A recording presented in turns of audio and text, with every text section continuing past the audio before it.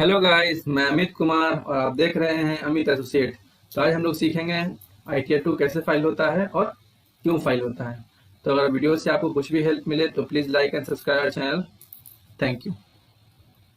तो चलिए शुरू करते हैं।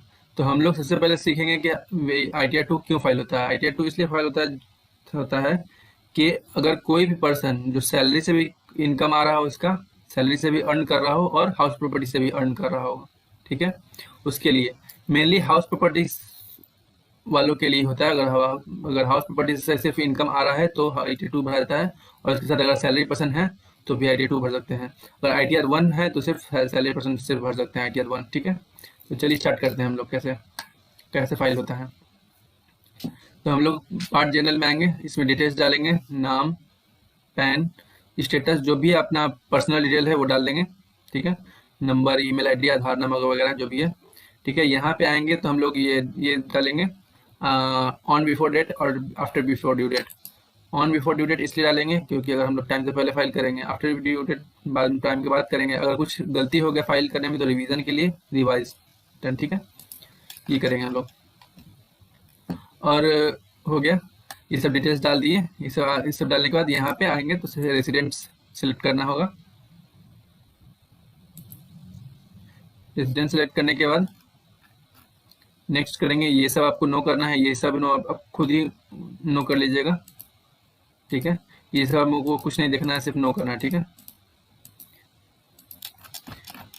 ये मेनली ये पार्ट ये इससे रहता है कि अगर आपका कोई भी जनरल इन्फॉर्मेशन है उसके लिए।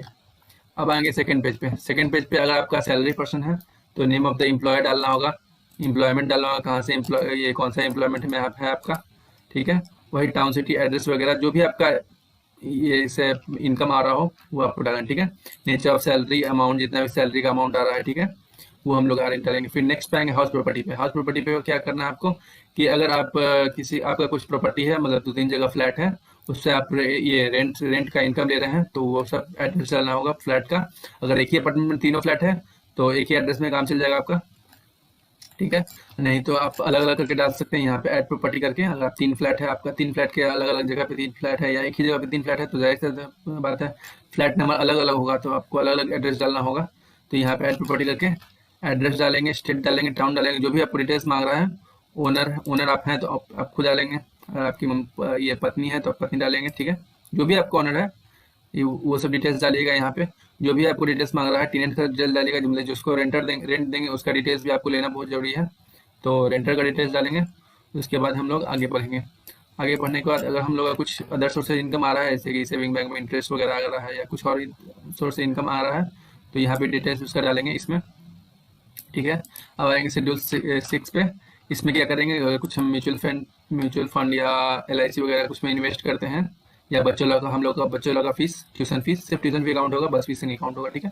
तो ट्यूशन फी जो भरते हैं वो हम लोग यहाँ पे ले सकते हैं, लेकिन उसका रिसीट जरूर रखिएगा, अगर कभी भी नोटिस आया तो आपको दिखाना पड़ जाएगा, ठीक है। और यहाँ पे ATD में आप लोग डाल सकते हैं मेडिकल एक्सपेंडिचर, जो भी आपका दवाई का खर्चा हो। देखिए यहाँ पे डिटेल्स सब दिया हुआ है, मैक्सिमम 50,000, ठीक है। जो भी आपका डिटेल्स है वो सब डाल सकते हैं, ठीक है। लेकिन यहाँ सबका आपको रिसिप्ट रखना होगा, क्योंकि अगर आपके पास कभी भी कुछ भी ऐसा आ जाए तो दिखाने की हो जाए, ठीक है। तो हम लोग यहाँ पे मेनली यहाँ पे डिडक्शन डालेंगे कि जिससे हमारा इनकम कुछ कम हो जाए, ताकि टैक्स कम भरना हो, ठीक है। यहाँ से हम लोग बढ़ेंगे आगे। शेड्यूल EI में हमारे पास अगर कुछ भी अगर एग्रीकल्चर इनकम हो रहा है तो यहाँ पे डाल सकते हैं। खेती बाड़ी से कुछ भी इनकम हो रहा हो तो यहाँ पे डालेंगे। उसके बाद हम लोग नेक्स्ट आ जाएंगे। नेक्स्ट आने के बाद यहाँ पे आ जाएंगे। यहाँ पे क्या रहेगा, वही आपका इनकम फ्रॉम सैलरी से जो भी इनकम होगा यहाँ पे आ जाएगा, हाउस प्रॉपर्टी से जो भी इनकम होगा यहाँ पे आ जाएगा, ठीक है। अदर सोर्स से भी जो भी इनकम होगा यहाँ पे आ जाएगा। सारा टोटल ऐड होकर यहाँ पे ये ऐड हो जाएगा, उसमें से माइनस हो जाएगा आपका डिडक्शन, ठीक है। टोटल इनकम हो जाएगा, जैसे कि यहाँ पे अगर आपका सैलरी से 50,000 हो गया, इनकम हाउस प्रॉपर्टी से 20,000 हो गया, 70,000 हो गया, और अदर सोर्स से आपका 10,000 हो गया, 80,000 हो गया, 80,000 आपका इनकम हो गया, और आपका 20,000 डिडक्शन हो गया। तो 20,000 डिडक्शन यहाँ पे अपने आप आ जाएगा, उधर अगर फिल किए होंगे चैप्टर 6 में तो शेड्यूल 6 में तो आपका टोटल 60,000 यहाँ पे आ जाएगा इनकम। तब यहाँ पे इनकम आ जाएगा तो उस हिसाब से आपका टैक्स पेबल आ जाए बन जाएगा। यहाँ पे आपका जितना भी टैक्स पे ये पेमेंट करना होगा बन जाएगा। 60,000 तो टैक्स नहीं, इसलिए 0 हो जाएगा, ठीक है। अगर आपका 3 लाख से ऊपर या 3 लाख से नीचे पे टैक्स, 2.5 लाख से 3 लाख के बीच में अगर टैक्स हो रहा है तो 1,000 फाइन लगेगा, क्योंकि लेट हो गया। अगर टाइम से पहले करेंगे फाइल तो 1000 रुपये फाइन नहीं लगेगा, ठीक है। और अगर 3 लाख से ऊपर हो जाएगा तो जो टैक्स लगेगा वो यहाँ पे अपने आप आ जाएगा, ठीक है।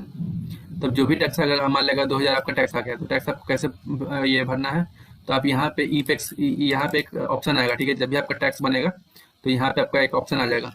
ठीक रुकिए, मैं आपके यहाँ पे देखता हूँ भर के होता है कि नहीं। देखिए 5000 यहाँ पे मैंने अभी कुछ ऐसे भर दिया।